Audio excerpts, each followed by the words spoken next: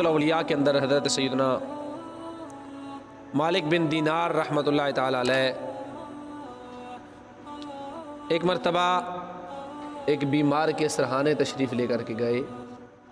اور وہ شخص قریب الموت تھا، تو آپ رحمۃ اللہ تعالی علیہ نے کئی بار اسے کلمہ پڑھنے کی تلقین کی، لیکن وہ شخص 10-11 کی رٹ لگاتا رہا، یہ آوازیں لگاتا رہا، اور جب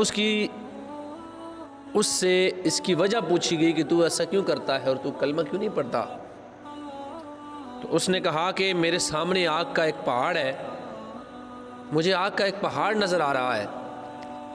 اور جب میں کلمہ پڑھنے کی کوشش کرتا ہوں تو وہ آگ میری طرف لپکتی ہے اور مجھے جلانے کی کوشش کرتی ہے، اور مجھے ڈر ہے کہ اگر میں نے کلمہ پڑھا تو یہ آگ مجھے جلا ڈالے گی۔ تو حضرت مالک بن دینار رحمۃ اللہ تعالی علیہ نے لوگوں سے پوچھا کہ یہ بندہ کیا کام کرتا تھا، اس کا عمل دنیا میں کیا تھا کہ جس کی وجہ سے آج مرتے وقت یہ بندہ ایمان سے خالی دنیا سے جا رہا ہے اور اس کی زبان پہ کلمہ نہیں جاری ہو رہا،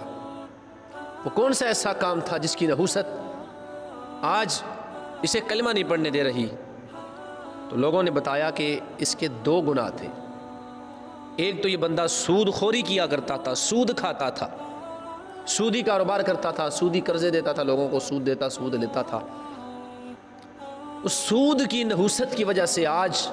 اس کی زبان پہ کلمہ جاری نہیں ہو رہا۔ اور دوسرا گناہ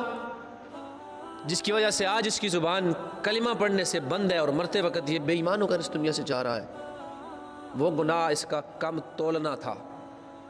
یہ تاجر تھا، کاروبار کرتا تھا، چیزیں سیل اینڈ پرچیز کرتا تھا، بیچتا خریدتا تھا، اور اس کے دوران یہ کم تولا کرتا تھا اپنے ترازو پر، اور اس کے اس گناہ کی نحوست نے آج اس کو یہاں تک پہنچا دیا کہ مرتے وقت اس کی زبان پہ کلمہ جاری نہیں ہو رہا۔